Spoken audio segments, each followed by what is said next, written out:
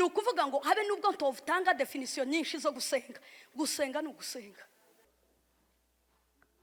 Reka dushime Imana.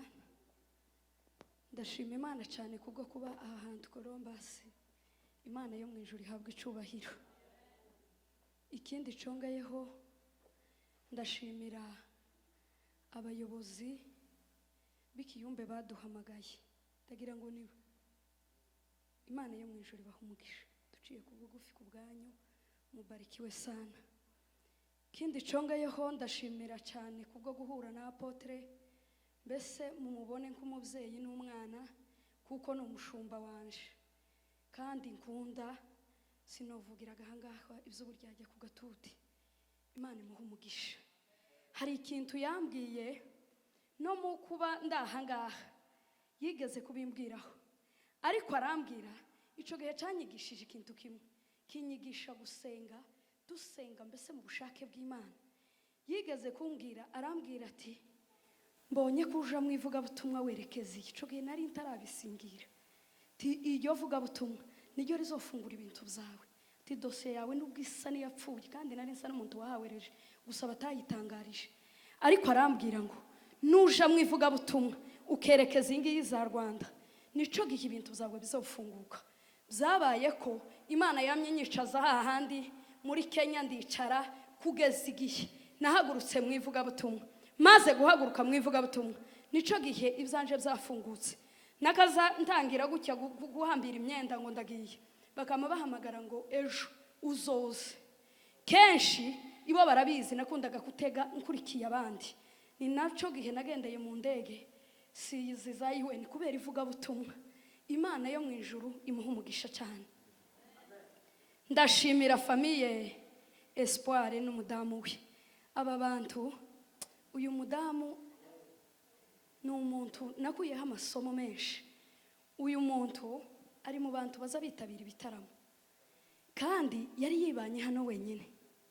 Yemwe nta rwitwazo ruzobaho.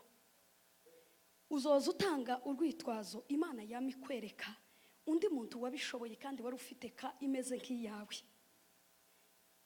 Yarataramye, mfite amakuru yiwe hariya muri Dayton, murabizi. Kandi agira umwana yakazamugendana akamujana mu gitaramo. Imana yo mu ijuru imuha umugisha kandi yanzanye. Niwe watuzanye twebwe uko tubona ko turi batatu.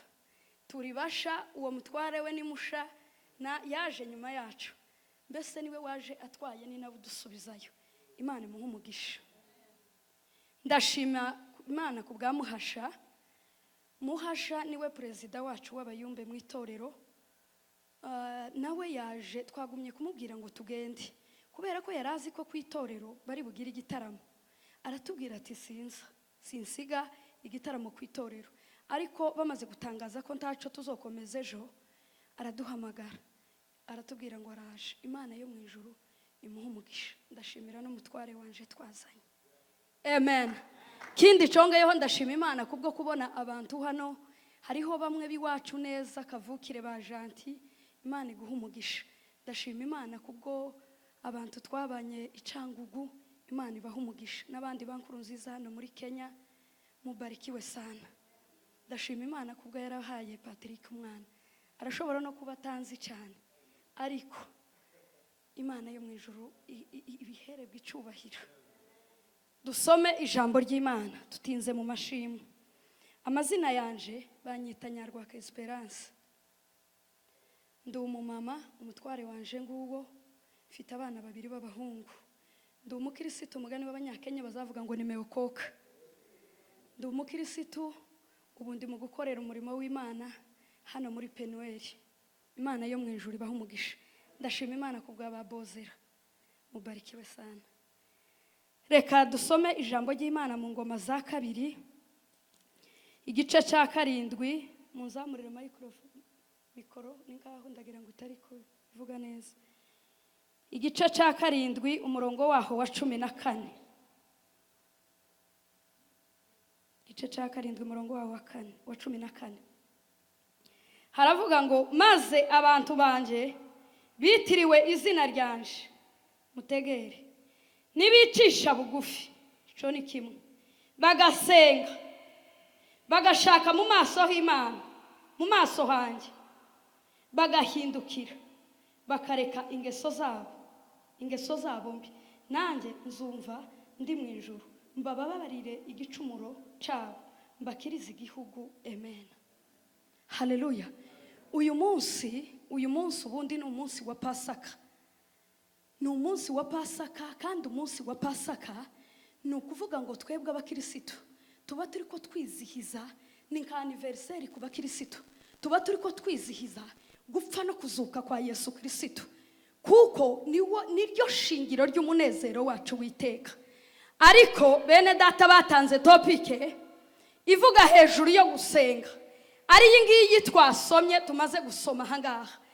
Nubwo turi muri Pasaka, ariko kandi ni ukuvuga ngo umunezero wacu, haleluya, ni uko Yesu Kristo yapfuye akazuka. Pawulo ariko ahamiriza ab'Ikorinto imuzuko, yarababwiye ngo nubwo bamwe, mugaruka abantu ntibari ko bareba, ngo nubwo hariho bamwe bigisha ngo bakavuga kuko ntawazutse. Amen, haleluya. Aravuga ngo nimba ntawuzuka, ngo na Kristo ntarakazuka, ngo kandi na Kristo nimba atarakazuka, ngo ibyo tuvuga ngo biba bibaye ubusa, ngo mbese n'ishingiro ryacu ry'ubukirisitu tuba tubaye ngo abagabo bo guhamya ibinyoma. Ariko aravuga ngo ariko noneho Kristo yarazutse, ngo niwe muganura w'abasinziriye. Haleluya. Kubera ko Kristo yazutse, kubera ko Yesu yapfuye, niyo mpamvu yacu yo gusenga. Ni ukuvuga ngo gusenga gukomoka ku musaraba, kubera ko Yesu Kristo yapfuye akazuka, niyo nkomoko yo gusenga, niyo nkomoko y'iyi topike tugiye kuvuga hejuru yo gusenga. Niyegereje abandi bakozi b'Imana binjiye, barimo Gikwerere, Imana yo mu ijuru ibaho umugisha, na Pasiteri Murama n'abandi, mubarikiwe sana. Natekereje ko tuganira hejuru y'umusaruro uzuva mu masengesho. Montegeri, hejuru y'umusaruro uzuva mu masengesho. Ni ukuvuga ngo iyo dusenze tuba dusa n'abantu bari ko babiba, kandi iyo umuntu ari ko abiba abategereje ko byanga byakunda azosarura, kubera ko hari ico yateye. Iyo wateye rero uzusarura, kubera ko wateye. Iyo utateye tushobora kuzosarura, kubera ko hariho abantu b'abashangu benshi bo muri Kongo batakaza bahinga, kandi abo ngabo nibo bakazusanga habe no mu ngo zabo bakavuga ngo urugo rwanaka ngo rugira inzara, kubera ko batateye. Ni ukuvuga ngo iyo turi ko dusenga tuba turi ko dutera. Kandi nasanze, haleluya, hariho n'abantu b'abashangu muri ibi by'ubwami bw'Imana, umuntu akama yicara akaba hatazasenga. Ni ukuvuga ngo nimba utazusenga, ni ukuri ntutegereze gusarura, kuko ntacu uri kubiba. Amen. Gusenga, ubundi gusenga, natekereje gusenga ubundi tugomba kubivuga gutya. Nimba hari ikintu gikomeye gihari muri iki gihe, abantu urimo gusanga habe n'abavuga butumwa, dufite abavuga butumwa baza babwiriza kandi bataza basenga. Kandi nimba hariho ingaruka nyinshi ziriho zituma abakirisitu batumva ijambo ry'Imana, ni ukubaheza ubuzima bwakunaniye, warangiza bwamara kukunanira ukaza kububwira abandi. Ni ukuvuga ngo byanga byakunda ntaco buzomarira abandi, kubera ko kurababwira ubuzima bwagutsinze. Ni ukuvuga ngo Dawidi agiye kugwanya Goliyati, Sawuli yamwambitse ngo imyenda, kandi iyo myenda ayimwambika akeneye kugira ngo amukingire. Ariko Dawidi agire ngo aratera biranga, agire ngo atere ukuguru biranga. Kubera iki? Kubera ko Dawidi yamwambitse imyenda yatsindanwe. Ni ukuvuga ngo Bwana sifiwe sana, kubera ko yamwambitse imyenda yatsindanwe, Dawidi ntiyari gushobora gutsinda. Yari imyenda bamaranye iminsi 40 iriya mu ndake mu mwobo yahunganye. Ariko Dawidi aravuga ngo ibingibi sinabimenyereye. Abantu bari mu gukenera guheza abandi ubuzima batabamo, bagashaka kwambika abandi ibintu ibo batsindanywe. Ariko gusenga ni ugusenga, habe nubwo norekera gutyo.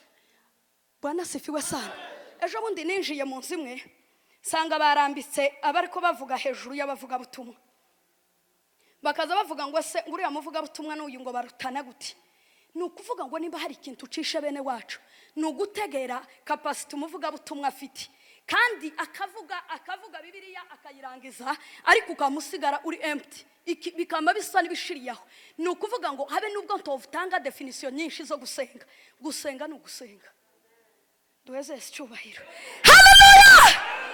Gusenga ni ugusenga, kandi abakirisitu tugomba gusenga tukongera tukaba mu bihe byo gusenga. ni ukuvuga ngo gusenga, hariho abantu batagisenga. Iyo bavuga bagategura nk'iyi topike, hari igihe wowe uzi uba uri mu bihe byo gusenga ukumva iyo topike ntijanye n'ico gihe, ukavuga ngo si iyi topike boba iyi topike iyo bahindura nk'iyindi, ariko uko hari uwo yobireba. Gusenga haleluya, haleluya. Umukirisitu wese wamenye Imana agomba kuba mu bihe byo gusenga, akaza afata umwanya wo kuba imbere y'amaso y'Imana agasenga. Haleluya, haleluya. Umusaruro rero uva mu gusenga, ikintu ca mbere kiva mu gusenga. Gusenga, iyo dusenga tuza dusa n'Imana. Ijambo ry'Imana riza rivuga ngo birahagije kumwigishwa amera nk'umwigisha. Iyo dusenga, nimba hari akaga twagize muri iki gihe, nimba hari ikintu gisuzuguje abakirisitu, ni ugusenga, ugasenga ugatinda imbere y'amaso y'Imana. Ariko baza baja kukureba bakama basanga uri na shukuru, reka ariwe ntanga urugero, niwe twazanye. Bakaza bavuga ngo ese ko azasenga, ko azatinda mu bihe byo gusenga, ariko atazahinduka, ko atazayera imbuto. Ubundi tidusa n'Imana physically, kuko Imana ntigira ishusho y'umuzungu, ntigira n'ishusho y'umwirabura. Imana Bwana sifiwe sana, haleluya. Tuza dusa n'Imana iyo twera imbuto zigize abakirisitu. ni ukuvuga ngo iyo dusenga birahagije kumwigishwa. Niko Yesu Kristo yabwiye abigishwa be, arababwira ngo birahagije. Yari ko basezera agiye kuja mu ijuru, arababwira ngo birahagije kumwigishwa amera nk'umwigisha. ni ukuvuga ngo iyo dusenga tuza dusa n'Imana. Umuntu yaza kureba akavuga ngo ni ukuri uriya muntu yamenye Imana, akavuga ngo uriya mudamu azagenda nk'umuntu wamenye Imana. Ariko iyo uri kubona baza bavuga ngo azasenga ariko ntabyo, nushaka uzohindukire uza kuvuga ngo ese niki gituma bari mu kumbona sispe, niki kibitera gusenga. Rero tuza dusa n'Imana. Haleluya. Gusenga, ikindi cya kabiri, gusenga umusaruro uva mu gusenga kuza kuduhesha kwicisha bugufi. Biri byo mu byanditswe muri iri sengesho rya Salomo yasenze. ni ukuvuga ngo gusenga kuza kuduhesha kwicisha bugufi. Ubu nyine uri mu kugusanga umuntu yasirimba gusa, yagira gutya yiterera ahangaha, yagwa yagaruka gutya, akama yumva yaragagaye. Cyangwa se ukamusanga kera aribo buri muko wamusanga batangiye kwambara nk'udupataro dufashe gutya, ukujya akama yumva ko style zahindutse, akama yumva ko ibintu zahindutse kubera ko bari mu kumubona hariya kuri YouTube. Iriya YouTube yisha abantu benshi. Ariko iyo dusenga tuza twicisha bugufi, kandi iyo umuntu yicisha bugufi, iyo ukeneye gukura uzubanza ukicisha bugufi, wamara kwicisha bugufi Imana ikabona kukuzamura. Duheze icyubahiro. Haleluya. Ariko abantu bari mu gutangirira hariya hejuru. ni ukuvuga ngo haba n'ubuzima iyo wabutangiriye hejuru, zanga byakunda uzugenda umanuka aho kugenda uzamuka. Iyo wabonye gutya ukabona ushatse udafite nk'akazi muri ubu buzima busanzwe, warangiza ukamugenda gutangirira nk'ubuzima nko mu nzu y'ibyumba 5, ukamujiriye hejuru, zanga byakunda uzuja kubyara 3 warasubiye mu cyumba kimwe na saro, kubera ko watangiriye ubuzima hejuru.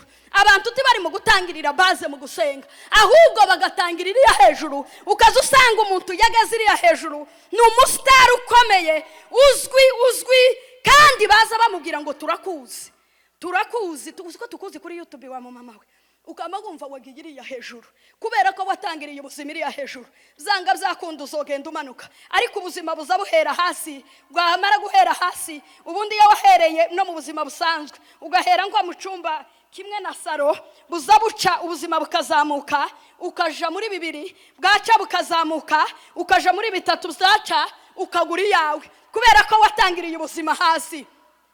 ariko hari abantu bari mu gutangira ubuzima iriya hejuru kandi bakabutangira ntaco bafite. Ni ukuvuga ngo byanga byakunda kubera ko wabuhereye hejuru udafite ikintu bizora umanutse. Mureke twicishe bugufi yeme, mureke twicishe bugufi. Niko Bibiliya ivuga ngo umuntu nabona mugenzi we ngo amubone nkaho amuruta. Nubona mugenzi wawe wamumubona nkaho akuruta, ariko ubu nyine umuntu urimo kumva ko ari we ugagaye, ukumva ko ari we gihangange, ukumva ko ari we uriho, ahubwo ukazabona abandi ko ari ubusa kubera kudasenga. Ariko iyo umuntu asenga aza yicisha bugufi, habe no mwitorero bakavuga ngo nukuri uyu muntu aba mu impano y'Imana kubera ko azasenga azaca bugufi. Amen. Haleluya. Ikintu cya gatatu, iyo dusenga, amen, iyo dusenga Imana izitugenderera, kandi iyo Imana itugendereye izitubitsa ibintu.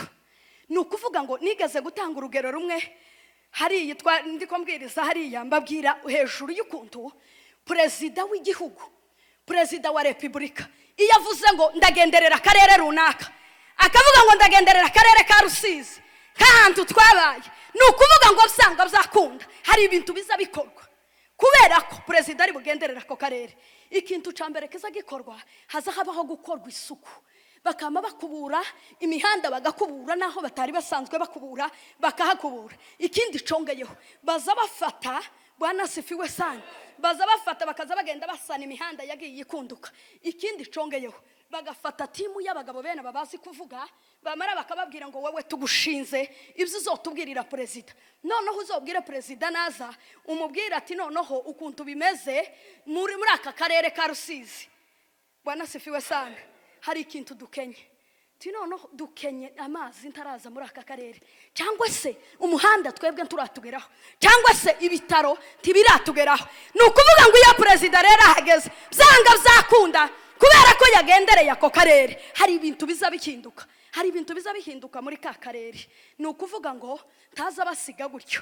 Iyi Imana rero yatugendereye izituganiriza kandi ikatubitsa amabanga yayo akomeye, tukabasha kugira amakuru ahagije. Tuweze icyubahiro. Haleluya. Nasanze nimba hari ikibazo gikomeye na jamu y'abantu bari mu guteza mu murimo w'Imana, n'abantu badafite amakuru ahagije. Nasanze kutagira amakuru ahagije ni ikintu gikomeye, ahubwo wobaho nta makuru. Aho kugira ngo ugire amakuru y'ibice, wobaho nta makuru. Ni ukuvuga ngo Pawulo igihe yageze muri Efeso yahasanze abantu b'ibice bibiri. Yasanze, Bwana sifiwe sana, intumwa za Yohana w'umubatiza. Ni ukuvuga ngo izo ntumwa za Yohana w'umubatiza yasanze nta makuru zifite, kuko Mwuka Wera yaje ngo ashikara ziganiriza, arazibwira ngo se mwari mwumva Mwuka Wera? Mwuka Wera yoba yarabagezemo. Izo ntumwa zamaze zimubwira ati ngahe tugumve cyo ni igiki, tituragumva iyo Mwuka Wera. Ngo arangiza arababaza ngo se umwabatijwe umubatizo ki? Bamambwira ngo twabatijwe umubatizo wa Yohana. Ngo arangiza arababwira kubera ko nta makuru bari bafite. Buri umuntu udafite amakuru uzuyamubwira kandi akayamenya, ariko umuntu ufite ibice aza bitanga nabi,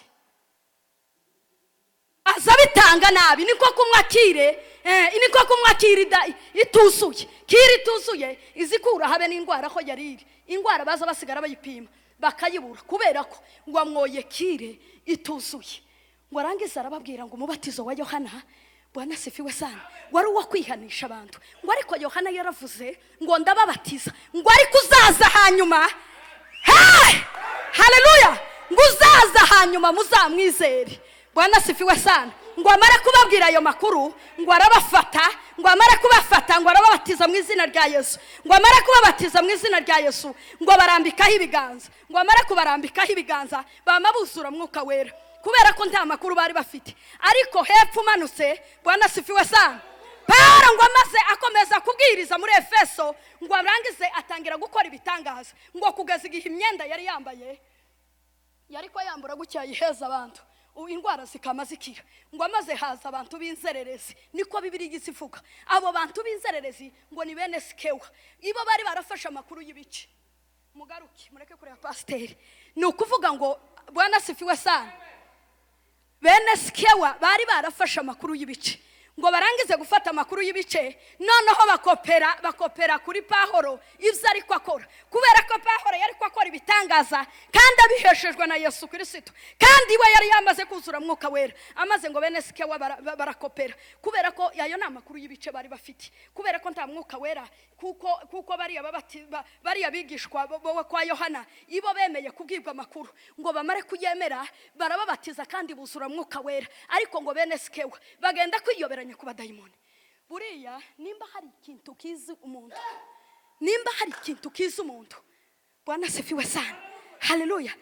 Imana irakuzi, na Satani irakuzi. Abadayimoni uzubikunguzaho gutya bakama bakubwira. Nigeze mbona tuje gusengera umuntu ngo ashikaye amavuga ngo esuku nawe bene Sikewa niko abadayimoni bababwiye, bamubwira ngo Imana turayizi kandi tuzi habe na Pawulo, none wewe urinde, kubera bari bafite amakuru y'ibice. Nukuvuga ngo rero Imana iyo yatugendereye, Bwana asifiwe sana, izi tubwira amakuru, ukaba mu buzima ufite amakuru, ukaba mu buzima udafite amakuru y'ibice. Kandi ayo makuru yuzuye tuza tuyakura muri Bibiliya no mu gufata ibihe byo gusenga. Buriya umukristo usenga kandi agasoma ijambo ry'Imana aba afite amakuru yuzuye. Duweze cyubahiro, haleluya. Bwana asifiwe sana, aba afite amakuru yuzuye. Iyo Imana yakugendereye rero tizi gusiga gutyo, izisiga hari ibyo muvuganye, kandi abantu bari mu gukenera ngo ibagenderere batakibana, tivzokunda. Iyo ukomeje kwigira nabi, mwuka wera azataruka, azagenda, wamara ugasigara uza wikangaza gusa. Ariko ibintu byarakomeye, ibintu habe n'abadayimoni bazaba makumenya, bakavuga ngo uyu nguyu ni ukuri, ni umukungura, ni kidomoro kitarimwo habe n'utuzi ko kirasakuza gusa. Gusenga, tugomba kuba mu bihe byo gusenga. Iyo dusenga kandi kintu cakane nimba atari ca gatanu, tuza tugira ubutwari. Bwana asifiwe sana. Nimba hari ikibazo gihari na abantu basenga ariko badafite ubutwari, ngiki kintu abantu bakenya ubunyine, ni ukuvuga ngo ubutware, ubundi ndagira ngo mu Cyongereza ni authority. Ubutware, ugomba kugira ubutwari, ukagira ubutware mu murimo w'Imana ukora, kubera ko abapolisi nibo abantu ba mbere bagira ubutware. Umupolisi azabona imodoka zije gusa iyo hari ikintu ariko akenga, kandi hariho abandi nyuma kandi bo badafite amakosa, ariko umupolisi azagira gusa ngo zikama zitonda zikagenda, kubera ubutwara afite bw'umurimo akora. Azagira gutya gusa, kandi yagiye kuzihangura azasubira akagira gutya. Authority. Umukristo usenga agomba kugira ubutwari. Ni ukuvuga ngo ubu nyine dufite abakristo bameze nk'abasirikare bamwe bo mu gihugu kimwe twabayemo, bakaza batanyuka ku bandi, bamara gutanyuka ku bandi, iyo bagiye bashikiriye bakangiriza, babona bashiba ariko bagenda bicururiza gusa, akamahagarara. Dufite abakristo bari mu kugenda banyaga, batanyutse ku bandi. Dufite abasirikare, ubundi turi abasirikare ba Kristo, dufite abasirikare batanyutse ku bandi, kandi ngo bamara gutanyuka ku bandi bari mu kugenda banyanyasa. Iyo bagiye bari mu kugenda bambura abantu ibyabo. Ariko Bwana asifiwe sana, umukristo wasenze Imana azagira ubutwari. Ni ukuvuga ngo intumwa nimba hari ikintu bagiraga, kandi intumwa ningaho zarushije abantu bose kugira ubutwari. Intumwa zagiraga ubutwari kugeza igihe bakaza bazibwira bakazibwira ngo timusubira kwigisha mu izina rya Yesu. Ikintu cyo mutasubira kuvuga ni ukuvuga izina rya Yesu. Petero ngo bamuhamagara mu mwanya, akamavuga ati bitangaza dukoze tubikoze mu izina ry'umwami Yesu. Urya mwafashe ejo bundi ngo muramwica mumare kumwica, muramuhamba ngo mumare kumuhamba, yarazutse. Ni ukuvuga ngo ibi bimenyetso turi ko dukora ni mu izina rya Yesu, kubera ubutware bagiraga. Iyo umuntu afite ubutware ntaza babayika, haleluya.